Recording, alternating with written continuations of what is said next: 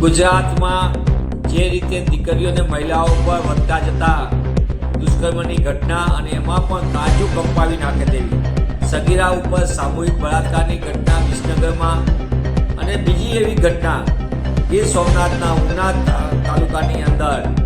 એક 50 વર્ષની મહિલા પર જે રીતે સામૂહિક બળાત્કારની ઘટના સામે આવી, તો બીજી બાજુ એવી ત્રીજી ઘટના એક દુઃખદાયક આવી છે, દર્દજનક. એ વિજ્ઞાન મેળાની અંદર દીકરી સાથે વિદ્યાર્થીની સાથે શારીરિક દાખલા થાય. મને એમ લાગે છે કે ગુજરાતમાં કાયદો વ્યવસ્થાની કથળતી જતી સ્થિતિ, મહિલાઓની સુરક્ષાની માટે ગંભીરતા ન દાખવનાર ભાજપાની ભ્રષ્ટ સરકાર, એનો ગૃહ વિભાગ સંપૂર્ણપણે નિષ્ફળ રહ્યો છે. એક પછી એક ઘટના બની. એક તરફ રાજ્યના ગૃહ રાજ્યમંત્રી શ્રી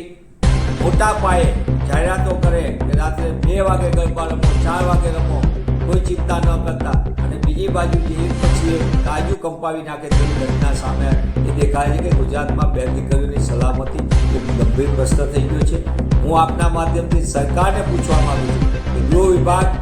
પોતાના વિરોધી પક્ષમાં હોય કે અન્ય હોય, અથવા સરકાર સામે પ્રશ્ન પૂછતા હોય, તેની જાસૂસીમાં ધ્યાન આપવાને બદલે, એની પાછળ પોલીસ લગાવવાને બદલે મહિલાઓને સુરક્ષા આપવા માટે, ખાસ કરીને દીકરીઓને સુરક્ષા આપવામાં ધ્યાન કેન્દ્રિત કરે તો ગુજરાતની મહિલા અને દીકરીઓ સલામત બનશે. વિસનગરની ઘટના એ દર્દનાક ઘટના છે, અને સાથે સાથે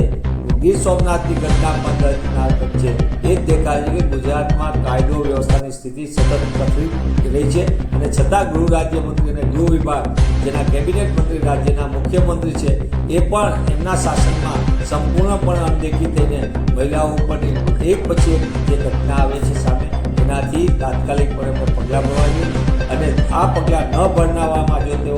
તેમને ચિંતા ન હોય તો તેમને